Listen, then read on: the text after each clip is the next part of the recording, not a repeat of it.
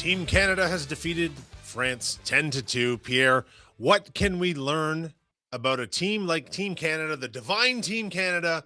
What do we learn? What do we take away from a 10-2 victory against a team from France that was probably just happy to be on the ice with them?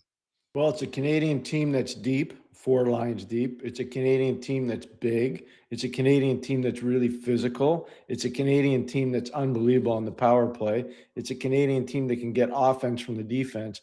And it's a Canadian team that's got so much star power, it's ridiculous. If you're going 1, 2, 3 through the middle, McDavid, McKinnon, Crosby, there's no team in the world that can stop those 3 guys. And then you combine that with the excellent play of youthful enthusiasm of Macklin Celebrini and the physicality of Tom Wilson on that top line with McDavid. I just don't know right now. And unless the Canadians just completely melt down, I don't see a team that can play against them right now, including the Americans. I think you're right, Pierre. And one of the reasons I agree with you on that point is if you look at the stat sheet today, the scariest thing for teams they play against, Canada had 9 different goal scorers and 15 different players registering points. So what I was doing today when I was watching the game, I was trying to say, okay, is there a weakness? And we'll get to the weakness later, but this is what I saw. 2 power play goals, 1 penalty shot goal by Macklin Celebrini, 1 shorthanded goal by Mark Stone. Started the third period, great play from Theodore to Celebrini to McDavid that leads to a goal in the first 10 seconds of the third period. Everything you want to try to accomplish in a game, Kyle, Canada did it, and they've done it the entire tournament. Now I know it's 3 games and it's nothing. They're seeded. They'll be the number 1 seed going in. We'll see who they play in the quarterfinal. But the truth of the matter is that there's no outside of some puck movement. Like I think Colton Parayko can be better. I think Travis Sanheim can be better. I think they missed Josh Morrissey. Like there's some things that can be better. But I can tell you this right now. You look at this team, like honestly, pick a hole, and I'll tell Yeah. you it's not that deep a hole. Yeah, and you look to like on the first goal France scored, which I have to be honest with you, I actually love that moment when they came right back on Canada because I The think that Parayko forced Canada. turnover? Yeah. Yeah, the Pareko, he blew that play and he knew it going back to the bench, but I was actually quite thrilled for France in that moment. Hey, we have some reason to pay attention here. This is Canada, wake up, guys. This is not going to be a shutout. This is not going to be a complete and total cakewalk, although in the end the score reflected a very one-sided affair. But they made up for those mistakes. I thought there was moments in the third where Binnington looked a little bit shaky as well, but then he rebounded from that. You know, that goal, the second goal he gave up, he probably should have had that. And then the shot right after that, that got stuck under his toe and he had no idea it was there. These moments happen, but this team is Mhm. not showing any consistent signs of any sort of breakdown whatsoever. No, and also the coaches are supporting the philosophy is we're Yes. not going to play patty cake. And I'll show you again an example of that. At the tail end of the second period, probably a minute and 25 seconds to go, he's got a chance to say, you know what, we're going to take it easy on these guys. We're not going to load up on them. He says, I'm going with my super line. Tommy Wilson, you sit next to me. I'm going with McKinnon, McDavid, and Celebrini. And they just went Harlem Globetrotters on the French. They really did. And Yeah. they didn't score in the situation, but it just showed it broke the mental strength, whatever you want to call it, of the French. Because if you think about it, that's at the tail end of the second period, Kyle. To start the third period, within the first 10 seconds, the French are asleep because they're like, okay, what are they going to do to us now? And all of a sudden, it's Theodore, Celebrini, McDavid, bam, back of the net. You're crushed. You're dead. It's over. Yeah, dead in the water. And to clear something up for our viewers here as well, it's important to make note that the U.S. still could take the top seed from Canada, but they would need to Good. win by 11 goals this afternoon. That's not an easy feat against a very scrappy German team with really good NHL players on the ice. Seems unlikely, but it's not out of the realm of possibility. True. I'd say True. take the over, but I don't know that the over is going to be quite that high myself. Let's talk something here, Pierre. Now, True. we're talking about what we can learn from this team so far, but Canada has yet to play any of the other presumptive top 4 teams in this tournament. I, of course, referring to the US, Sweden, and Finland. So, what have we really learned about their ability to play to that? Like, yes, they've been a complete team. They've, as you said today, every way they could score, every way they could defend, they managed to do it. But they were playing France. What happens when they finally meet one of these other top 4 teams? Well, you can only play the schedule you're given. They've played the schedule they've been given. So now they're going to get a new schedule and they're going to have to play that. There'll be a maturity to their game. There'll be an urgency to their game. The shot totals don't lie, 46-14. That's a pretty wholesome amount of shots for Canada. and pretty good team defense. The penalty killing was good. Obviously, a perfect 6 for 6. We already talked about the 2 power play goals. They dominated faceoff situations. There's a lot to like. I'm concerned, Kyle, and I've been talking about it since the first game. I'm concerned about the consistency of moving the puck by the Canadian defense. And I'm worried about some of the Canadian defensemen getting just a little bit lazy in their own zone. Doesn't mean they're bad players. It just means they're not as focused. I think they really need Josh Morrissey back, and I hope he can be back for the quarterfinal round, whomever they might play. For sure. Point of clarity from producer Tim. It's actually 10 goals this afternoon that the U.S. would need to beat Germany by, Okay. but statisticians say that is unlikely. Kyle and Pierre also say that's unlikely. Pierre, before we move on to individual performances and whatnot, you and Dan have done the other post-game shows, and you've graded this team after each victory so far. Let's grade them. What is your grade for Team Canada in this one? I give him an A. Yeah, I'm A minus only because it's France and I can't read too much into it. Yeah. You have to feel though like this is a thrill of a lifetime for these French players for the 2 guys that scored and for the team just to simply skate and share the ice with one of the best hockey teams ever assembled. I love the handshake line. Texier is obviously one of the familiar NHL guys, so he goes through the line, and Jordan Binnington's an old teammate of his from St. Louis, and Colton Parayko's an old teammate of his from St. Louis, and Nick Suzuki's a current teammate with him with the Montreal Canadiens. So I'm watching that, and I'm going, good on those guys. And I see all those French guys going through, and one guy in particular, and I forget his name now, he just grabbed Sidney Crosby, and I don't know what he said, but I'm sure it was something along the lines like, I can't believe I played against you, man. And then Sid took the time, and I'm sure somebody in the stands was taking that picture of that French player shaking Sidney Crosby's hands, which I think was great. Outside of the kerfluffle that happened with Tommy Wilson and obviously a French defender because of a hit to Nathan McKinnon's head area, outside of that, I thought the Canadians played, smart, solid, disciplined hockey. I really did. And I understand what Tommy was doing, by the way, in that situation. Producer Tim clarified one other thing for us as well. The top seed of this tournament is expected to see Czechia, Germany, or Denmark in the quarterfinals. So again, Canada will not be facing one of those other presumptive top 4 teams, but that's fine because the level of competition beyond here now, things intensify greatly. Let's talk about Tom Wilson because on the ice, he played what was clearly his best game of this tournament so far. It was somewhat marred by the incident at the end of the game. Is he facing suspension, Pierre? I don't believe so. I don't believe he'll miss a game. I've been in a lot of international events. You do get kicked out for fighting. There's no opportunity to come back in a game, but I don't think the board will make him miss the quarterfinal game. I'd be absolutely shocked if that were the case. And do you think he was justified in defending his teammate? Because I thought the hit on McKinnon, the owner of the Colorado Avalanche, as we discussed, was probably holding his breath during that whole thing. But I thought, while it didn't look great, I didn't appear to be super malicious in intent, more of a timing thing.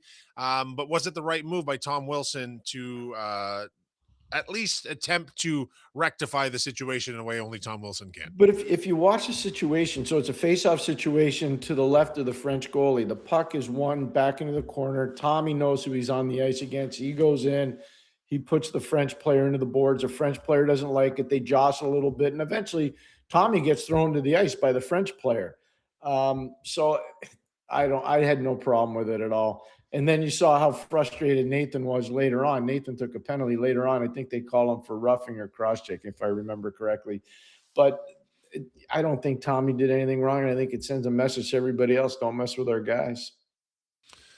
2 more goals for Macklin Celebrini, becoming the only, this stat boggles my mind, the only NHL player ever to score on a penalty shot in the Olympics, and now he is the youngest player ever to score a penalty shot in both the NHL and the Olympic Games. Talk about the performance he's had so far. He's fantastic. He's a fantastic player, and he's playing out of position. He's a normal, natural centerman. He's playing on the left wing right now, obviously with Wilson and McKinnon, or McDavid, excuse me. So here, this is important.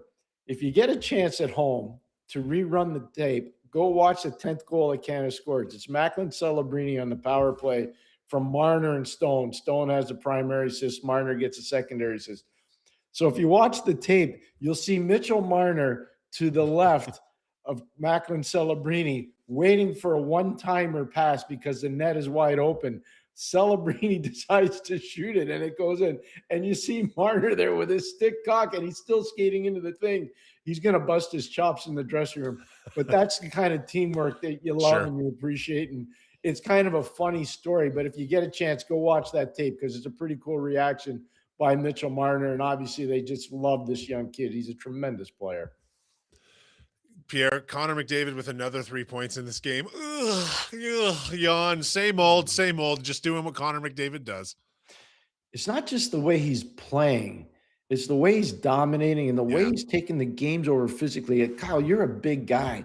Nathan McKinnon's a big guy. Connor McDavid's a tall guy, but he's not like an overly thick, powerful man. His lower body's extremely powerful, but he's running people over and nobody can contain him. It's amazing. Now, again, it's France. Last game was Switzerland. So it's different.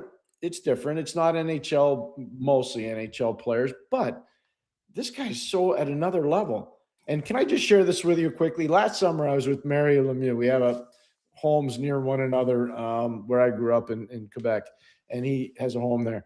So we met and we were talking, and I said, What's your take on Connor McDavid?" And he goes, "I've never seen a guy go so fast, control the play, and still be able to make plays, whether it's shooting it or passing it, like this guy does. I've never seen another player ever do that." That's from Mario Lemieux.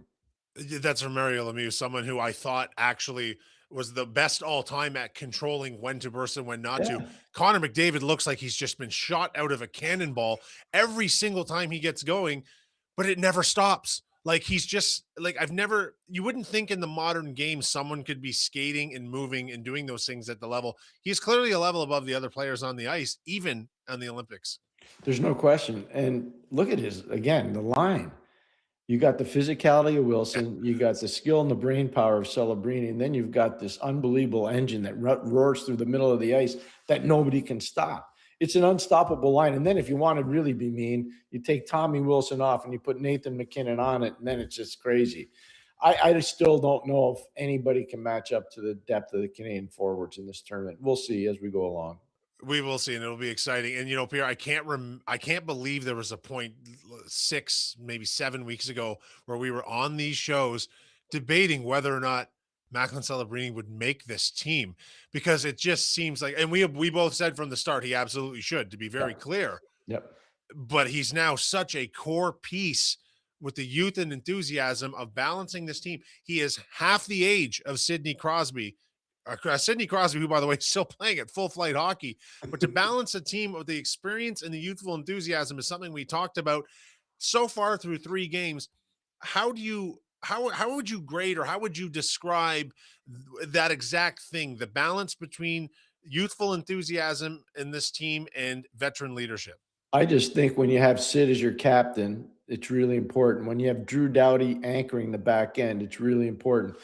Drew and Sid both went through 10. That Vancouver experience, anybody that was part of it, you'll never forget it. So those are two key components to this thing. And then you look at the success that Nathan has had. Obviously, he's a Stanley Cup winner. Connor going to 2 Stanley Cup final back-to-back years, the major awards that have been won. You look at Sam Reinhart is playing as a fourth line player on this team. Sam Reinhart's a 40 to 50 goal scorer in the National Hockey League. Sam Bennett won the Conn Smythe last year as a playoff MVP. He's on the fourth line. Sometimes he's a 13th forward. I mean, this team is just an array of unbelievable talent and athleticism. It's so much fun to watch these guys, Kyle. I can't wait. I watch a bazillion games every day. I can't wait to watch these guys play. It's just so much fun to watch them. It is a treat. I pray for power plays, Pierre. I just want to see that so much. Although I do notice that the power play actually looks more organized against better competition. And I think that's because of the better competition. Their penalty kill is more traditionally structured, whereas Yeah. France is really just kind of running around and creating a little bit more chaos, which might actually benefit them to some degree. I'm not sure how much, but it's just fantastic. Let's talk goaltending now. Is it fair to say that it's now Binnington's job to lose throughout the rest of this tournament? Yeah, I mean, if they lose the next game, they're out anyways. But Binnington's going to be the goalie of record. So as far as they go, it's going to be Jordan Binnington driving the bus. I wouldn't worry about it. The one thing that I liked about Binnington's game today The French were smart. They didn't want to turn the puck over in the neutral zone. They wanted to slow the game down a bit. So they made a lot of dump ins. And Bennington, especially in the first period, was very active and he made very good, smart decisions with the puck. That's one of his strengths as a goalie that doesn't get talked about nearly enough. I know a lot of people recognize it as a talent that he has, Mhm. but it's something that he does really well. And it's really probably the most consistent thing that he does do. He helps his defensemen. And I think that'll be important as the tournament goes along. Especially as they do face better competition, Yeah. where the adjustment to having the puck put into your end and get it back out becomes a much more crucial part of the game. And we're obviously seeing a team that, under no circumstances, should have trouble moving the puck out of their own end. But we haven't, again, seen them against the top flight competition in this. And that small detail you just point out there, something he's very well known for, Yeah. will potentially lead to the a game-ending situation for Team Canada. Kind of blabbing on right now, Pierre, because frankly, you make a very good point about his ability to handle the puck, and in these situations with these guys in front of him, Yeah. they must appreciate it immensely as I well. think they do. I really do. And if there's one weakness to this team, in my humble opinion, it's that the defense is not overly good with consistency, moving the puck from a defensive situation to an offensive situation. Mhm. They can be better. They can all be better. And getting Josh Morrissey back would help them a lot. But having a goalie that can handle the puck makes it a lot easier for those guys. One other thing that I think I forgot to talk about. We talked about Mark Stone and the shorthanded goal that he scored with 3 seconds to go in the first period. Can we put this thing to bed now, Mark Stone, that he can't skate? Can we just stop him? Like everybody that's out there, and I hear all the pundits. Well, the one thing about him is he's not that fast. Please watch this tournament. He's as fast as any big body that's playing in pro hockey anywhere in the world. If you're on the Canadian Olympic hockey team, there aren't a lot of holes in your games, and the problem is sometimes you're seen skating alongside Nathan McKinnon or Connor McDavid, in which case most late model American sedans would also look rather slow by comparison, Pierre. So I don't know how much fairness that is. They've made, from what I can tell, not much in the way of mistakes putting this team together. Sure, there were some omissions that could have belonged there, but who would you remove is the problem. It's not who didn't or did not belong there. It's who would you remove from this group so far. I Well, mean, and we haven't even talked about Brad Marchand. I was just going to Like, say they left one of their best leaders in the stands tonight, Brad we haven't Marchand, even talked about who's him. Who like, comes out if Marchand goes in? Who comes out? I don't envy Cooper's job in this tournament No. at all. Like, I think there should be a tournament one day where Canada puts in two teams, but I don't want to get So ahead this of might ourselves either, because there's good hockey teams out here still. The one thing I'm concerned about the puck moving from the back end in terms of consistency when they play better teams. Sure. The one guy that I think has been pedestrian so far, everybody I think has been good, but one guy that's been a bit pedestrian has been Nick Suzuki. Mhm. He's not, you can tell he's not comfortable playing the wing. He'll never admit that publicly. I don't blame him. He's a really, really, like I see all his game. He's an amazingly talented player, but he doesn't look comfortable playing the wing. And he looks a lot better when they get him into the middle, when they decide to go with that super line and they move McKinnon up to play with McDavid and Celebrini. But that's the only one I'm watching. I'm saying he just doesn't look comfortable yet. And I'm expecting a bigger game out of him once they get to the quarterfinals. Pierre, let's move on to the women really quickly. No games in Mhm. play today, but it's all about the women's hockey tomorrow. We have the semifinals, of course, Sweden versus the US, Switzerland versus Canada. What are you expecting to see in those two games? I would expect Canada's going to win, but it'll be tighter than what people think because the Swiss goaltending is good and the Swiss defensive concepts are good. But I expect Canada will win. I do not expect to see a repeat of 2006 with Kim Martin in net for Sweden beating the Americans and creating the only time we've ever had it since women have been in the Olympics that there's been no Canada-US final. So I would expect a Canada-US final. I think the Americans will win handily against Sweden. I think Canada will have a bit more of a dogfight, but I do think they'll overcome the Swiss. I really do. And what would you expect from the U.S. German game today? Give me a final score prediction. I'm going to go 7-2 U.S. because I think they're going to be pressing hard for as many goals as possible, but I'm going to obviously go fall short. 6-2. I'm going to go 6-2. 6-2 for US. The one thing that has to happen for the Americans, we talk about guys producing. So Matthew Kachuk, Brady Kachuk, Jack Eichel, those guys are getting after it. They need a little bit more from their support players, but they need to get more ice time for Tage Thompson. I don't know what's going on there, but Tage Thompson's not playing enough, and he's a guy that can break games open, especially against teams that maybe have a little bit more size. He's a big kid. So that's the one thing for the Americans. I'm surprised outside of the power play minutes, Tage Thompson's not playing a lot of minutes. They got to get him on the ice more. They do. He's a dynamic goal scorer for sure. Pierre, thank you once again for joining us for the post-game analysis here on Toronto Sports Rush. We will be live with you with Pierre Maguire after each and every single one of Canada's men's games this Olympics. To everyone watching, we're waiting on the schedule just the same as you. We will see you after the next game. Go Canada, go and whatnot. Enjoy the hockey. Enjoy the Olympics. Pierre, any final thoughts? No, thank you so much. I love doing this with you, Kyle. I'm so grateful for the opportunity. Thanks. Go Canada, go. Awesome, Pierre. See you this week. Goodbye, everyone.